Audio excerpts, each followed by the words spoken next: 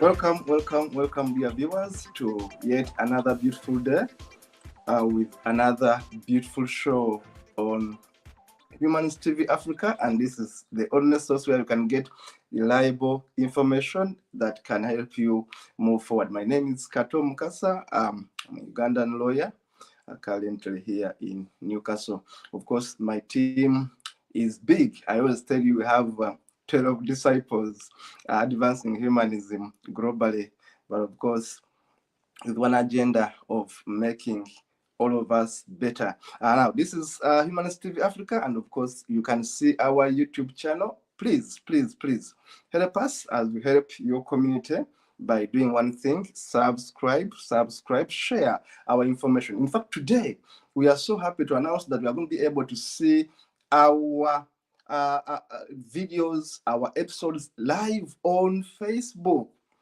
having advanced from one level of streaming to another. Right now, we can actually see our badge, our logo on the screen, and very soon we'll be seeing a background of our logo, of course, announcing our shows and all that, because now we have upgraded our production unit.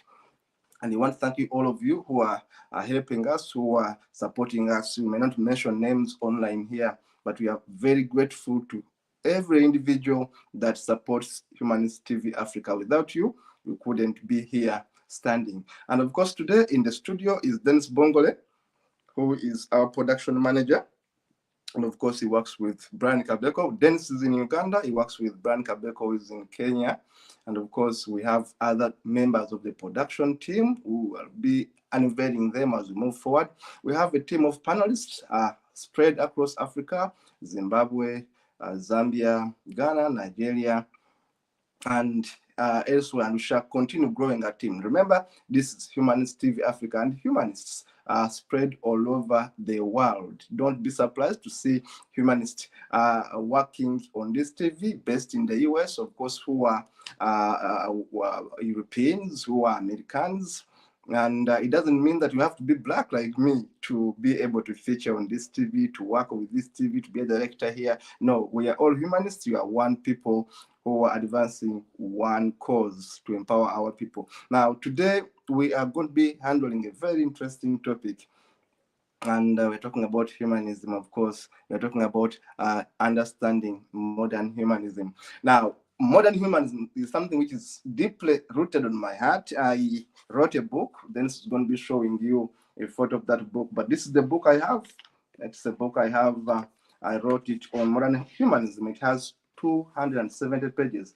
Please, you may consider supporting us by, of course, getting a copy of this book. It helps us to do a few things when you buy these books. But also, most importantly, this book has all the information. Trust me, it has all the information that I come and I speak here. It took me over 12 years to put down this book.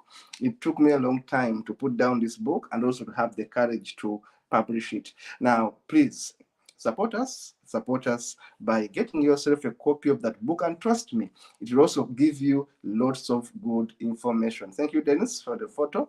Let us continue.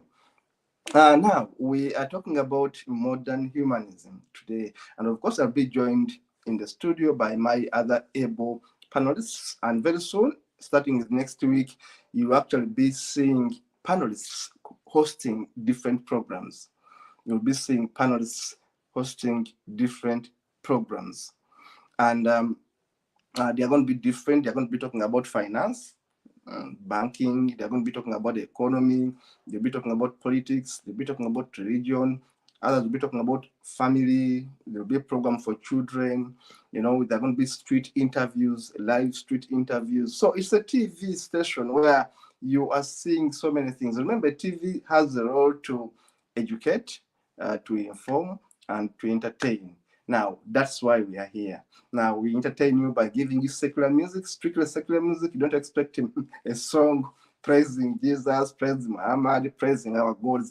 Do you know that in Africa, I have so many gods that actually my name, all my two names, if I use that, Kato is the name of a god, but also Mukasa is the name of a god. Now, you can imagine in Africa, we have hundreds of gods. Now, don't expect to have a song on this TV praising a god called Mukasa. Mukasa is a god of the sea in my tribe. Now, we have so many gods in Africa. People forget that actually don't have gods. We are very God fearing people in Africa. We worship so many gods. Yesterday, I was telling the audience that in the world we have 4,200 gods and religions. You can't imagine. At least the estimate they have made is 4,200 gods in the entire world. Now, if you know only one God in heaven, or one Allah, or one Jesus, trust me, there are many gods. There are many gods. Now, back to the story, back to the theme of the day. We are discussing modern humanism, and you want to understand it. Now, I'll make it brief for you. We're going to have only strictly 1 hour show today, and I want to welcome you all. I know my production team is already streaming me live. Welcome to Facebook. I'm excited. I'm exceedingly humbled by those supporting us, by those making sure that we are able to talk with you. We don't talk to you, we talk with you. In fact, we are going to have a segment where we get your feedback. We shall have a segment, we shall put our WhatsApp number there where you send your voice messages. Now, when you send your voice messages, we play them in the next program. Or we can actually play them in that very program as we end it. It comes in the end so that we can have a feedback loop from you. We can hear from you. When we talk about humanism, we talk about politics, we talk about religion, we talk about family, we talk about economics, poverty, banking, name it, history. You give us your own thoughts. We shall have that segment where it's called Talkback.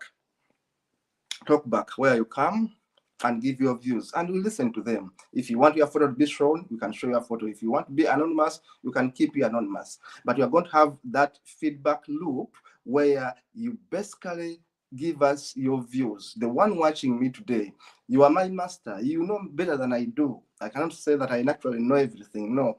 So you want to learn from you, want to hear from you, you want to get those positive criticisms from you, you want to know how we can do better.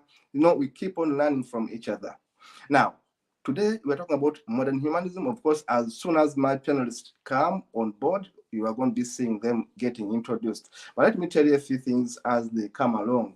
That understanding modern humanism is so important because remember, in this week we talked about ancient humanism. We talked about the origins of humanism. I remember taking you through. If you haven't watched this episode where I talked about ancient humanism, please go back right on this forum, go back right on this channel and look for an episode where it is titled Ancient Humanism versus Modern Humanism. In that very specific episode, I did explain the thousands of years, the history, how humanism became to be what it is today. I told you that we began with so many versions of humanism. In fact, the word humanism only began to be heard in the 19th century. There was no word humanism, yet people were already humanists, but they called themselves different names. Others were traditionalists, others were spiritualists, others became religious, others became philosophical. Humanism has come a long way. We traced it from the likes of Socrates, and even before Socrates, there are so many others who were basically very good humanists. Epictetus, later on, people like Plato was a student of Socrates. Then Aristotle was a student of Plato, and many of these people, we traced humanism right there until we reached a point and said, look, in 1952, the International Humanist Ethical Union was born. The International Humanist Ethical Union was born in 1952, and the idea was developed in Amsterdam, Netherlands, and of course later on it got registered as an NGO in US, and later on, of course, it got registered in the UK, and the movement became organized. And I remember telling you that basically we have been humanists all our lives. I remember telling you that in Africa, our ancestors were humane, we are humanists. Because once you understand who is a humanist, then you know all of us are humanists. Even you watching me, you are a humanist in your own way. All of us are humanists. We simply become bad. We simply behave develop greedy traits. We become murderers. We become thieves. We become liars. But basically, we are good people. And basically, humanist is human-centered. I don't look up to gods. If I want money and I need help, I will talk to a friend and say, please, Dennis, I have no food today. If you have 1,000 shilling, please help me. You know, as a humanist, I'm going to reach out to a friend, and that friend is going to act in a way if he's good-hearted or if he has the money, because you may not have the money by the time I reach out to you. But if he happens to have the money and give this to me, he becomes my God. So don't say there are no gods. There may be gods, but those gods may be you. And those gods may be me. But these other fantasy gods, the fairy tales, honestly don't exist. Now, humanism became organized from the point when the International Humanist Ethical Union was formed.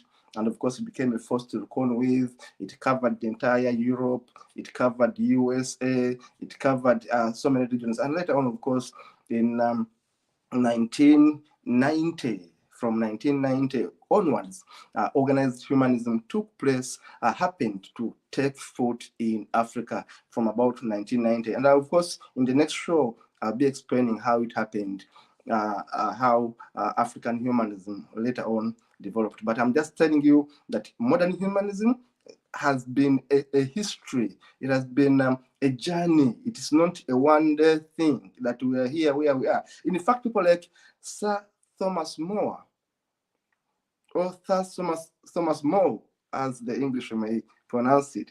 I used to love reading about Sir Thomas More, the man who challenged the English king, King Henry VIII, who wanted to marry so that he can get a boy child and all that. And then this guy was challenging him and said, no, the Catholic Church doesn't allow this kind of doctrine.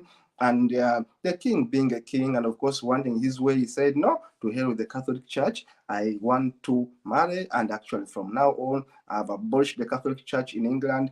I am the head of the church, and hence the birth of the Protestantism in England, the Protestant church in Uganda. Today we call it the Church of Uganda.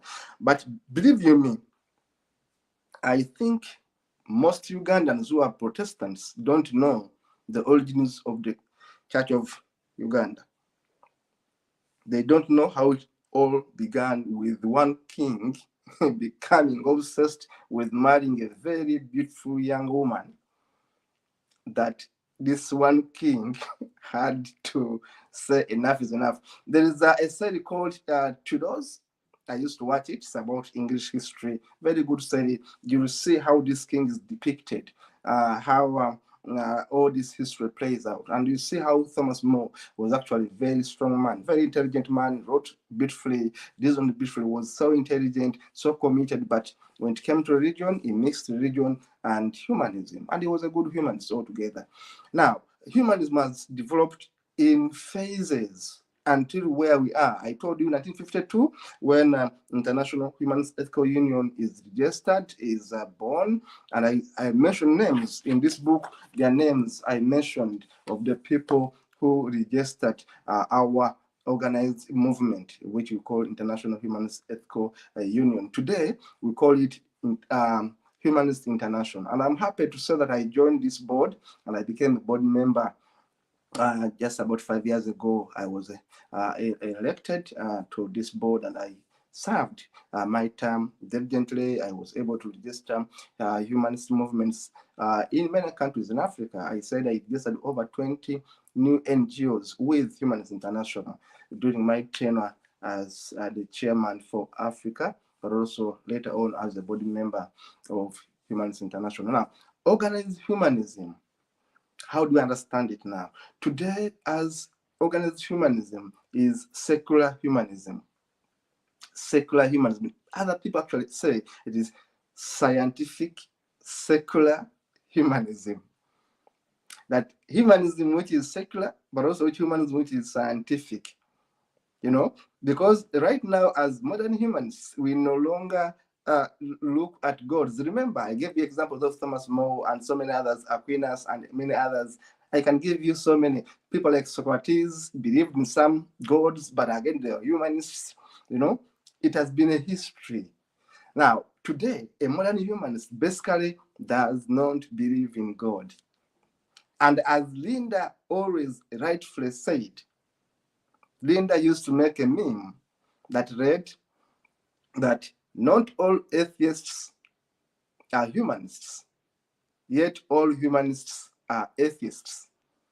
Not all atheists are humanists, yet all humanists are atheists. Think about it. Take the time you want to think about it. She tells you that all humanists are atheists, yet not all atheists are humanists. That was Linda Tilly, my friend, and she was very right. I first became an atheist before I knew humanism. I lost my faith, I told you, at about 12 years when I read one important book. I always keep that book. I told you the book is called Philosophical Dictionary by Voltaire. That book changed my way of thinking. It made me doubt the Catholic Church. My mother wanted to be a priest, and then I refused. Then my father gave me this book, and the book turns me mad. It makes me revolutionary. Now, you can imagine a 12-year child reading Philosophical Dictionary. Very good book, a bit big. And I read it religiously for many years.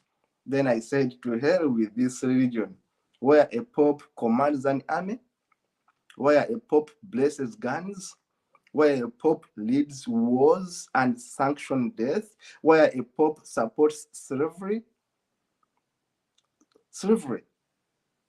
owning slaves. The Pope sanctioned it. The Pope accepted it. The Pope allowed it. The Pope blessed the owning of slaves. And I told you that slaves were from all skin shades, people of skin shades. Caucasians were made slaves. Asians were made slaves. Never lie yourself that Africans were made slaves only. Even Africans made themselves slaves.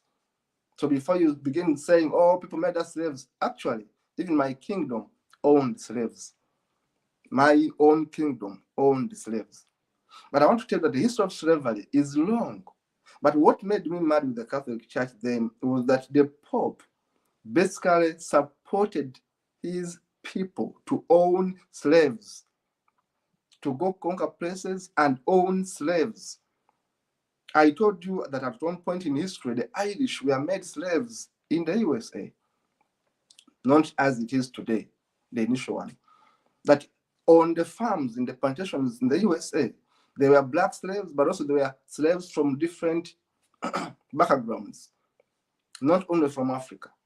Now, slavery was a bad thing, but you cannot imagine that the Catholic Church basically blessed it and embraced it.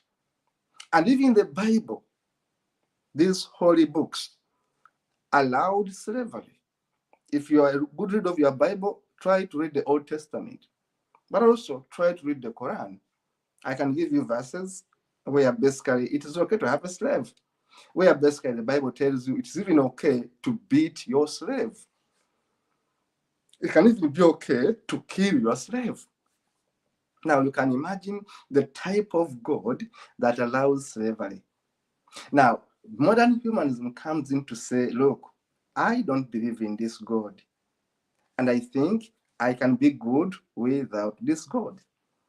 Because modern humanism tells us to be good without God. So when I see my brothers and sisters in Africa still killing each other over religions, still discriminating each other over religion, do you know that in Africa, there are families you cannot marry to because we are Muslim and they are Catholics, because we are Catholic or Christian and they are Muslims? And now this is Africa. We have been dividing ourselves now. Modern humanism tells us to unite. Mr. Bassi, welcome. Thank you. Good morning, Comrade Kato. Good morning, sir. Good morning. Your background, I think, yeah, your light, your screen. I don't know whether Dennis making that the studio, but there is a bit of darkness. Dennis, maybe please widen the scope of Obasi's screen so we can see him properly. Yeah, it's getting better now. Obasi, you phoned me. By the way, Obasi, for the new viewers, Obasi is a panelist here. He's a director here on Humans TV, and of course, he's going to be a host. You are going to see him hosting programs on his own very soon. Obasi is a lawyer. He's a young lawyer based in Nigeria. He has just joined us for this talk today. We are discussing humanism, modern humanism, and we are saying understanding modern humanism. Now, I was giving a background, and of course, since I've got Obasi in the studio, I'm going to turn to Obasi to ask his own opinion about the topic of the day. And we are honored to be joined by comrade brother Fidelis Ngoma from Zambia. Brother Ngoma, how are you, sir? I'm fine. How are you? Good morning, Africa, and good morning, everyone. I can hear you, yes. Africans.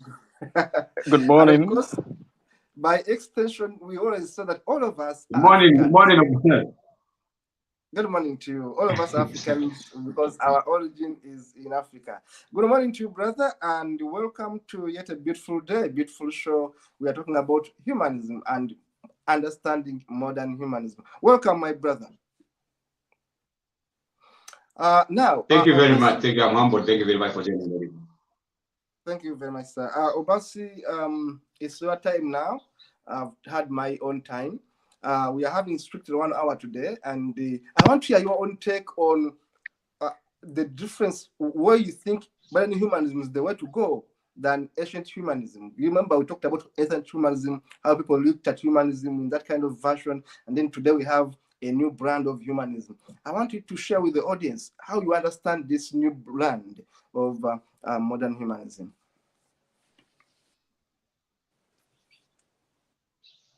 Obasi, I can't hear you. I think your volume, your voice, your gadget is a bit down. Okay, can you hear me now? Yeah, I can hear you. I can hear you. Okay, thank you. Thank you. It's an interesting show as usual.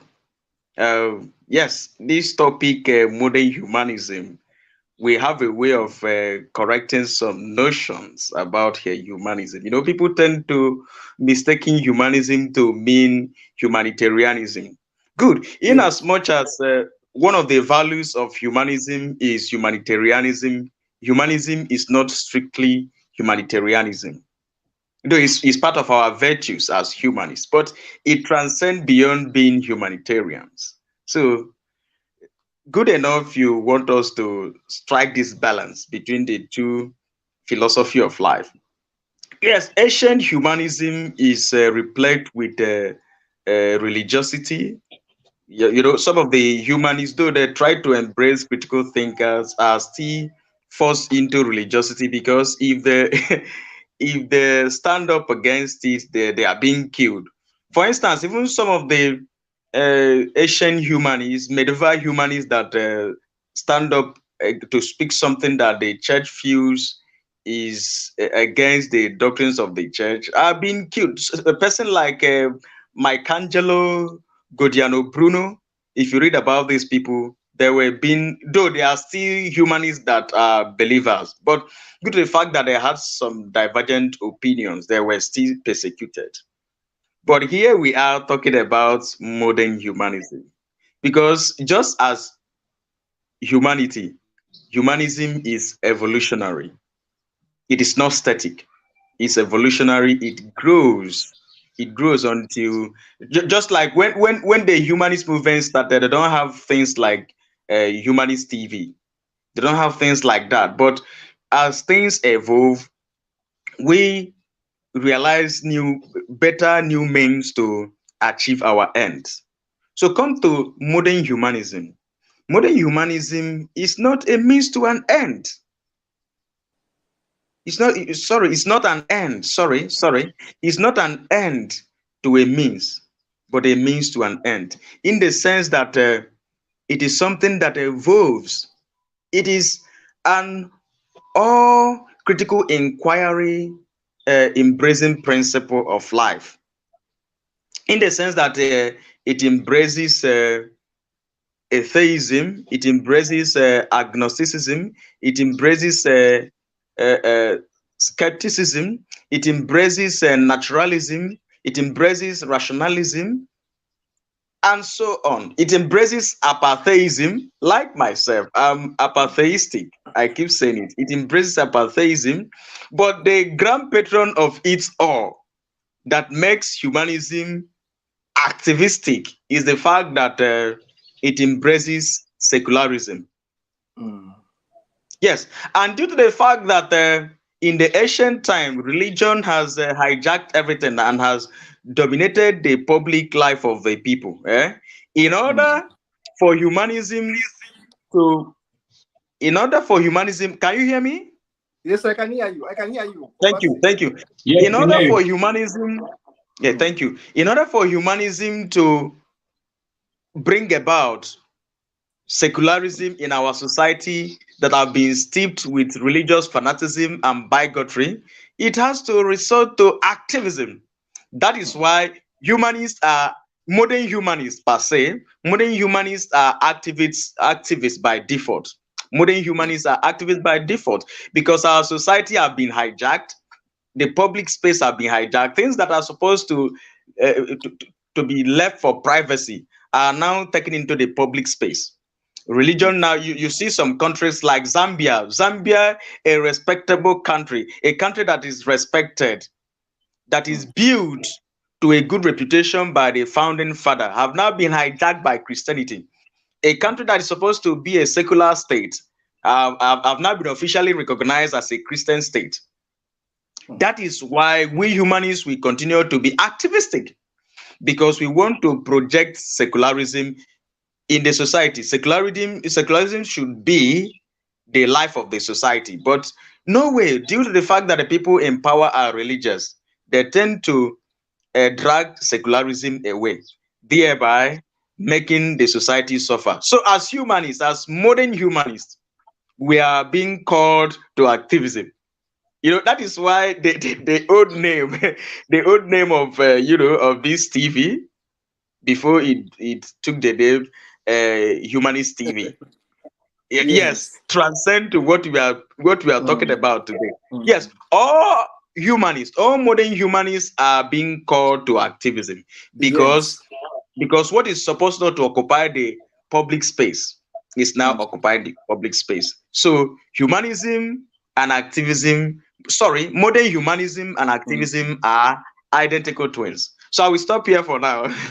Thank you so much, sir. Thank you so much, Councillor Basi. And here in the studio is a policy analyst and, of course, a strong member of our team from Zambia. And remember, Zambia is the only nation, I will speak this one without fear and favor, which basically had a foundation written down as a humanistic state by the great man, my mentor I looked up to, Kenneth Kaunda. I told you, Fidelis, that I used to be a Kaundist, if I can use that term. I used to put on Kaunda suits. I will show you my photos. I was strictly a Kaunda man in my teenage life at my university days. I was a Marxist. I'm still a Marxist. I don't have apologize about that. But thanks to Kaunda, thanks to Nyerere, thanks to Milton Obote of Uganda, thanks to Kwame Nkrumah, those were the guys who modeled me. Sedef Franco, Sheikh Chivel, whatever this guy of South America, somewhere there.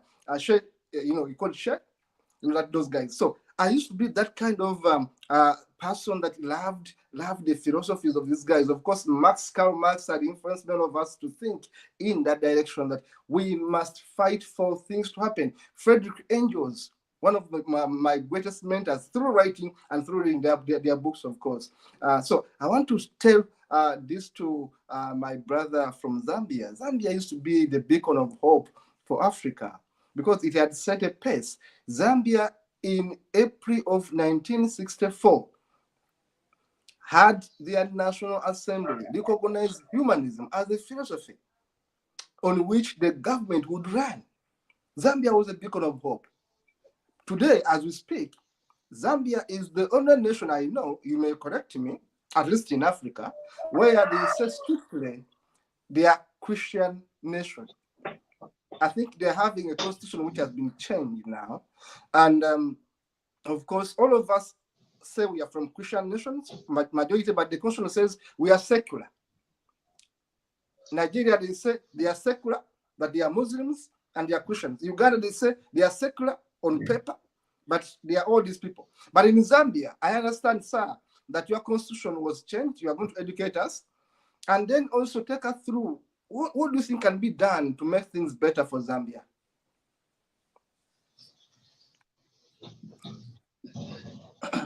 Thank you. Thank you very much. Yeah, when you in 1991, when Zambia returned to multi-party democracy, the constitution in 1993, His Excellency Dr. Frederick Jacob Titus Chilu declared Zambia as a Christian nation, and during the 1996 constitutional amendment, Zambia became a Christian nation by declaration in our constitution. And throughout the constitutional amendment, that clause has not been removed. Of course, that clause has brought a lot of debate amongst the people of Zambia, especially the Catholic Church took a stance on themselves to say they do not understand why Zambia should be a Christian nation when there are other religions. There's Islamic, there's Hindu. Is that so? Yes, the Catholic Church has got a different independent view on it, but the Protestants, they believe that the Christian nation clause must be maintained in the constitution. But the church has argued on that. The Catholic Church, where I come from, they have argued on that perspective to say, what is a Christian nation? They have questioned those. What is a Christian nation? So others would say that the founding father Chiluba, when it came in, he used the Christian nation talk maybe to abuse resources. I don't know, others at least was to invoke Zambians so that they can't rise against him, because we're a Christian nation. And throughout that philosophy, when we were growing up in the 90s, we have grown up with that notion that Zambia is a Christian nation. So when it became a Christian nation, Zambia, after it turned to multi-party democracy, Zambia shifted away from humanism policy to capitalism of the movement for multi-party democracy. Zambia had to run what we call a free economy, where the privatization actually took center stage. The government did not, the means of production, the government did not own it. So Zambia moved away from humanism to capitalism.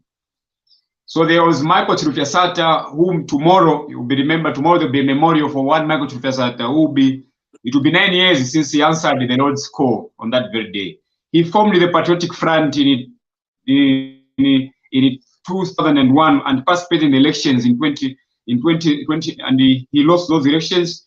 He participated in the elections again in 2006. Michael Sata's crusade throughout his days, 10 years in opposition, Michael Sata preached a humanism policy. He was talking about a poor policy throughout his campaign. And on 24 September 2011, he was elected as president of the Republic of Zambia, became the 5th president of the Republic of Zambia with his political party, which believes in humanism. And he himself, Michael Sata, ruled Zambia. I wanted to welcome our colleague Nana Kufo from Ghana. Nana, welcome. Thank you, Comrade. Please, comrade, continue, sir. Zambia, continue. Okay, so from that, Mr. Michael Sata ruled this country for good 3 years, and unfortunately, only when Zambia was croaking as a country, we celebrated our jubilee in 2014, 50 years as a country. On 28th October that same year, that same month, Michael Sata answered the Lord's call. He died in the hospital in London. And Edgar Lungu took over from him in 2015 during the presidential by-election, where Mr. Lungu was elected, and Mr. Lungu says he would maintain that he would run the country with the same manifesto of the Patriotic Front, which is a poor policy. In short, we call it modern humanism. It's just that they have just used the term to say poor policy. But they will run the country with poor policy. Zambians must run their own, the mines must be controlled by the state. That every sector of the economy, Zambians will have a say. So over the last years as a country, Zambia seems to have drifted away from that ideology that preached in the region, in SADC region, the frontline states, because Zambia was the heirs of the SADC region. Zambia is surrounded by about 9 countries. And these countries at that time, they were all under colonial. When Zambia got its independence, they were all under colonial masters, apart from Malawi. Because Malawi got independence earlier than Zambia. So when you look at that, so humanism, because Dr. Kaunda believed that we needed to run our own economy, we needed to run. So him and Kaunda and Kumbula sorry, Kaunda, Nyelele, Nkrumah from Ghana, they had what we call, they called an African O. What was an African O in that policy? So when you read the letters of, they wrote letters in 1944, a British Council, a British Council Colonial Office known as the Advisory Committee on Education. In the colonial days, it drew attention to the finding travel that contact with other nationalities that have given rise among Africans as they grow in, because Africans were calling for nationalization. There are the nationalization of the African concept on its role was that the Africans were talking about Nyerere, because Nyerere, before he resigned as Prime Minister of Tanzania, in his letter to the London Times, he argued to say the concept of we are all Africans. He did explain, because they believed you need to understand where we're coming from as Africans. You talk about Obet, you talk about Oboti, you talk about Kenneth Kaunda, you talk about Julius Nyerere, you talk about Nelson Mandela, you talk about Oliver Tambo, you talk about Thabo Mbeki, you talk about Samuel Michel, you talk about Kano Muammar Gaddafi, you talk about of Egypt. They believed in the concept of we are all Africans. Yes. It is where that ideology comes from, to say the United States of Africa, we are all one people. But they did explain to say the colonial masters were also clever in their argument, because in their argument, the colonial British officer in 1944, a committee that was established to look at African education advisory committee reported to the Commonwealth Society that there was a problem that Africans were drawing their attention that Africans wanted now, because we called ourselves that we were nationalists. There were countries that were nationalists. Zambia was a nationalist. It's also another term of humanism. These countries say nationalists. It was, we had put the interest of the country comes first. It comes, the policy goal comes first, number one. Then number two, you look at when you look at the current, we are talking about modern humanism. Modern humanism today is facing challenges, because the old humanism had its own skeletons and its own successes. It had its own advantages and its own failures and its own successes. So we'll focus on the success. Let's look at. I want us to look on the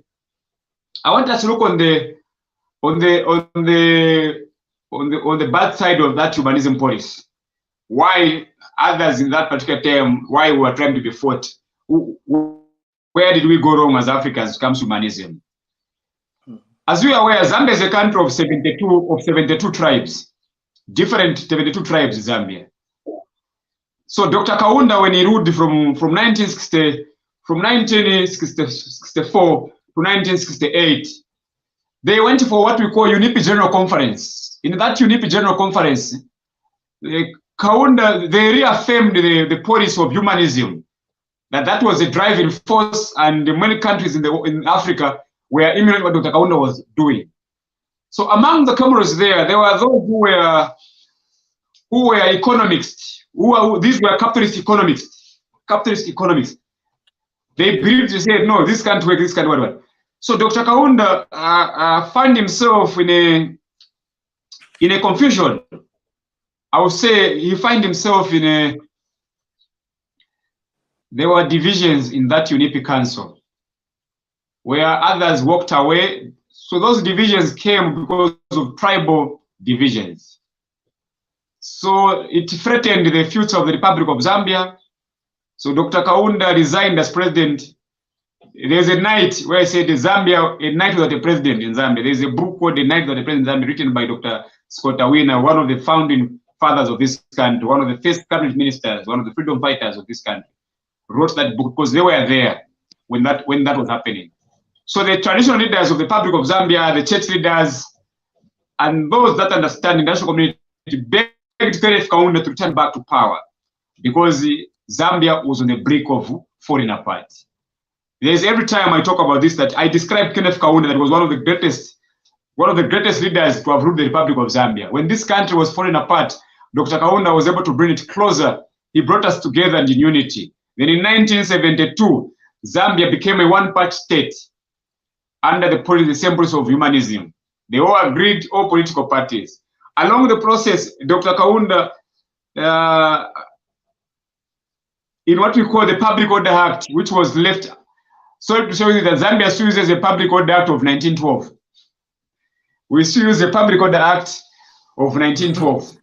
That is embarrassing, honestly. It is a colonial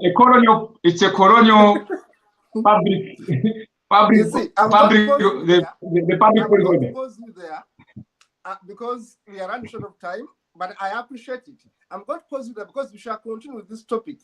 Basically, we are going to discuss the same topic another day. But I want to bring in Comrade Nana because we have only 18 minutes left. But I want to say, just on one note, that I'm ashamed of myself, of my country, Uganda, and of my country, Zambia, to see that we still keep British laws that the British discarded many years ago. You get my point? Yes, I get your point, yes. We keep laws which the British gave us, but they already abandoned them because they moved on as civilized people. But in Uganda, we keep those laws. In Zambia, you have just told me you keep the same bad laws. Why? Because our leaders became misleaders. Exactly. They became drunk with power. They were drunk with power. They betrayed the conscience of our people. The resolutions of the 1944 when Zambia went to Kaunda and UNIP, when they made their resolutions, because the people of Zambia throughout the struggle, liberation struggle, we have been clear. Our people of Zambia through their, I will tell you, 4 commissions of constitutional. There was what we call the Chona Commissioner Constitutional Review. There's the Mungomba, the ANC Commission Review. All these, the people of Zambia have spoken in how they would want to govern themselves. They have made themselves clear to say they do not want the Public Order Act, the colonial statutes in our constitution. We want to run our own system because it's a democracy. They want to govern themselves. But over the years, Zambia has been having what we call political constitution or politicians' constitution amendment. Not for the people, but for politicians themselves. Okay. Now, I want to thank you so much, Komodunga, because tomorrow or another day, you are going to be your own host. You are going to be your own host.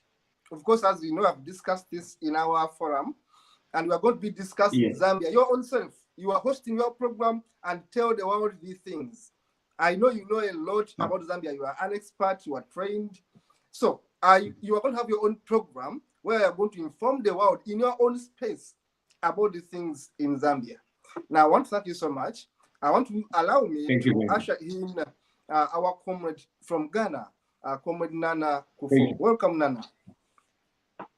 Thank you, Comrade Kato, and a very good morning to Zambia. I was really enjoying his I was enjoying his submissions. Zambia, but I had to because wait a minute. I wanted to stop you because I want to give you a chance to speak since we have only 1 hour. Okay. But if you want to give your time to him, I will give your time to him. Of course, I would love. But what he was saying is just is a replica. Is just the same like the case of Ghana, and we were lucky to have Nkrumah as a leader because he was very visionary, humanistic. But there was this sort of political and still imperialist agenda, and Nkrumah also capitalized on that. And I think it's also defeated him in a way. It created some sentiments from people who didn't align to that sort of ideology. He created new regions, which was meant to defeat. It was meant to defeat tribalism, although, but it created some sort of enmity between people in these various regions. Not that sort of brutish enmity, but it made people also distance themselves from one another, because before the white scheme, we were on the brink of a total kingdom in Ghana, so that we all come under one monarchy or under one empire. And when the British and the Europeans came, they managed to defeat that ideology. And yesterday, I really loved about how Comrade Kato went about how religion penetrated into the interiors of Africa, especially Uganda. And I was reading something back to humanism, modern day humanism. I was reading something from this book, and I will, like everyone on this planet, everyone on this. Yes, that's Comrade Kato book. I'll encourage everyone to get a copy of this book.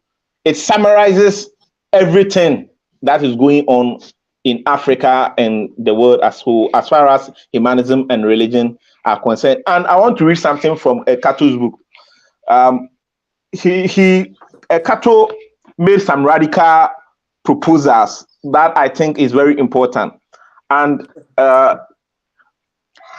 from page 272, Kato said, that is an African supremacist, and we have them in their hundreds all around.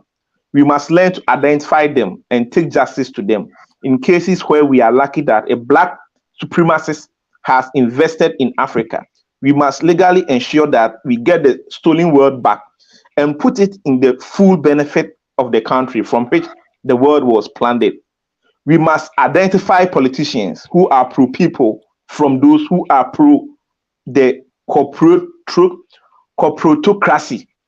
This harder part is how to identify them. The facts on the ground instead shows that almost all the present breed of African leadership is in bed with the oligarchy. It serves interests that are not for the people who allegedly elected them. However, they are too clever in their machinations that is often hard to know what they are not fighting for you, the common man and woman living in Africa. From this and modern humanism, it doesn't go, and I think that is the more reason our own leaders are trying hard as much as possible to not allow humanism to have a stay in Africa, because they are hand in hand working with the corporatocracy, because this world we are living right now is owned by families in the West. So they are hand in hand working with them. How can you tell me you use the taxpayers' money to build a national cathedral? How can you, which means you are in bed with your slave masters. You are in bed with the people who control the finances.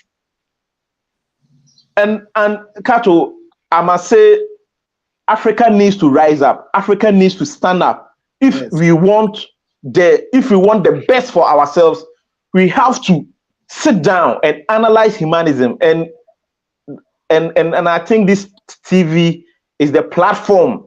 It is not the only way, but I think it is meant to open the eyes, the ears, and the minds of Africans.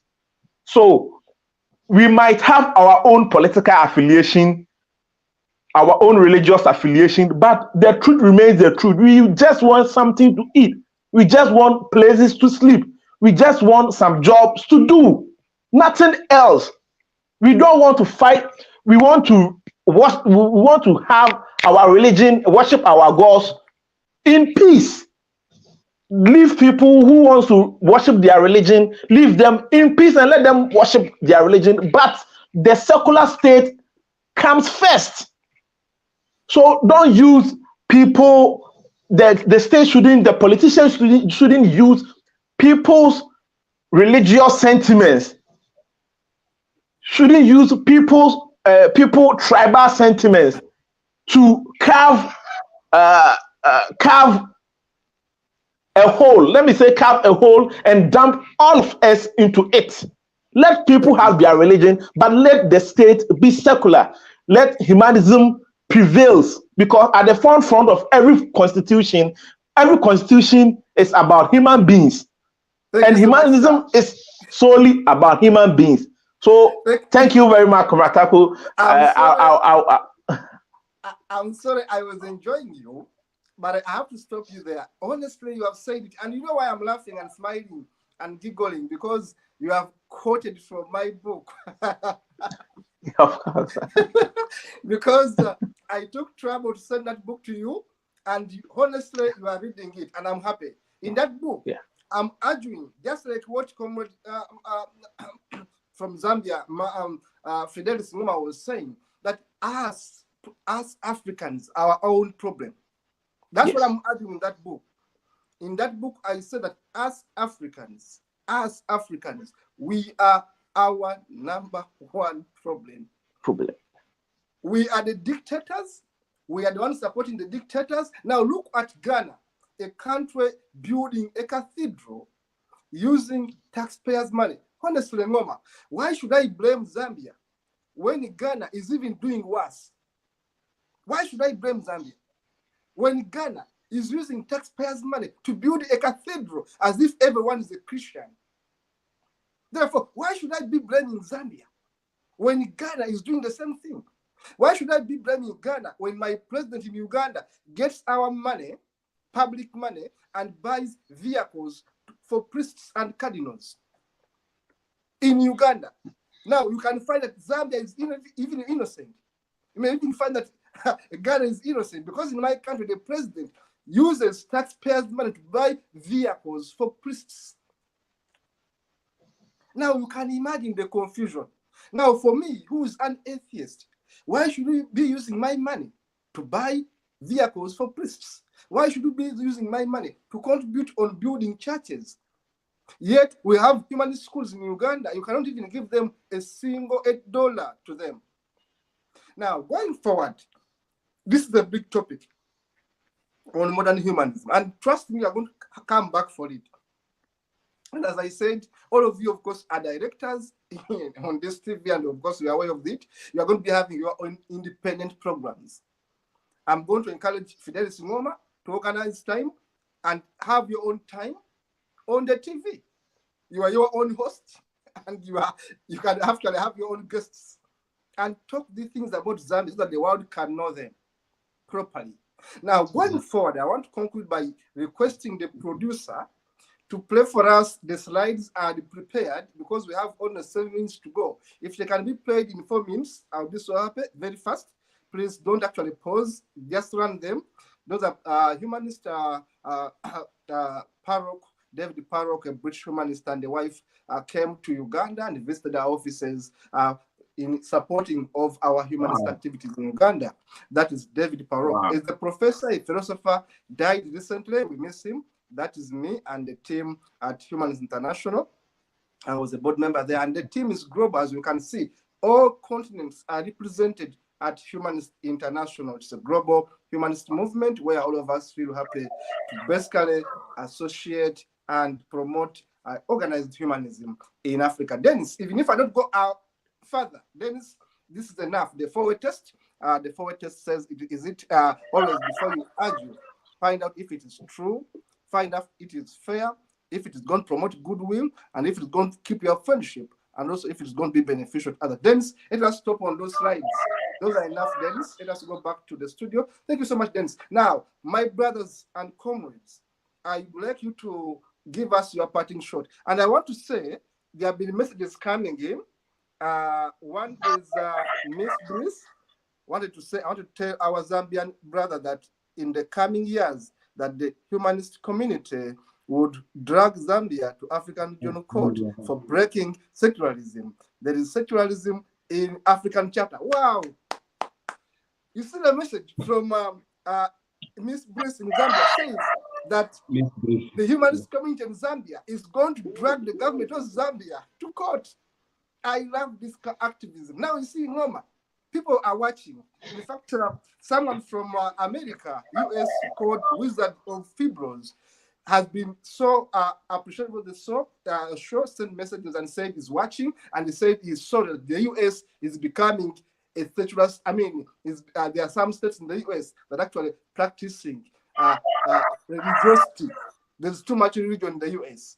Someone called Wizard of Freebos in the US. Thank you so much, our viewers. Now, Comrade Ngoma, just in 1 minute, because time is against us, may you please give your parting shot? Within 1 minute, I would say, I'll talk about my brother. He mentioned about Ghana. I came across, you remember that let me quote from Nkuruma's, I'll quote from Nkuruma's word.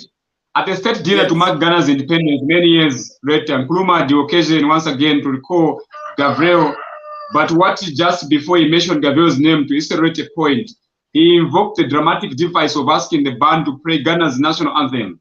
Then he made this point saying, I wish I could quote Marcus Garvey once upon a time. He said, he looked through the whole world to see if he could find a government of black people. He looked around and did not find one. And he said he was going to create one. Marcus Garvey did not succeed, but here today, the work of Russell, Marcus Garvey, and the work of Agegre, the work of Cicely Anford, the work of these inspirational men who have gone before us, it has come to be right to present together that Africa, we now have African government.